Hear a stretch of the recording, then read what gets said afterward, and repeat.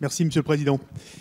J'ai l'impression qu'on prend un risque très important sur le plan juridique en changeant l'opérateur qui sera destinataire des taxes affectées au financement du sport.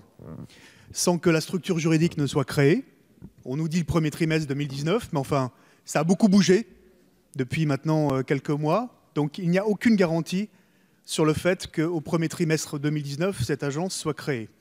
Deuxièmement, les parlementaires n'ont été jamais associés, de près ou de loin, à une quelconque réflexion sur l'agence du sport. C'est un véritable problème. C'est un véritable problème aujourd'hui, puisque, y compris les acteurs qui sont concernés, nous disent qu'ils sont dans le flou sur les contours, sur le périmètre de cette agence et sur les décisions qu'ils seront amenés à prendre et dans quelles proportions. Troisièmement, sur le financement, puisque c'est le point d'interrogation le plus important, ce que vous nous proposez, en fait, c'est qu'il y ait 15 millions supplémentaires dans les amendements qui vont suivre. Mais enfin, le budget des sports, tout crédit confondu, c'est moins 70 millions sur 2 exercices. Est-ce que c'est ça l'ambition pour les Jeux Olympiques et Paralympiques de Paris 2024 ?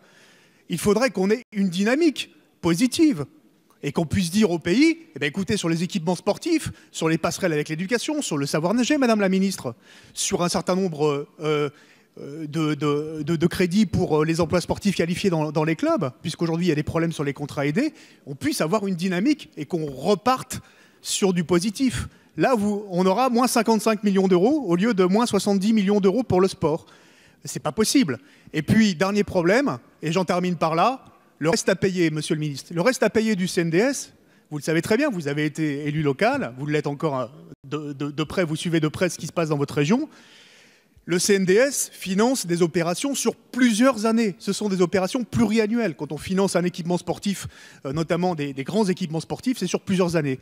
Il reste 200 millions d'euros de reste à payer. Il y en aura un petit peu moins avec la loi de finances rectificative cette année, mais ça sera de l'ordre de 150 millions d'euros.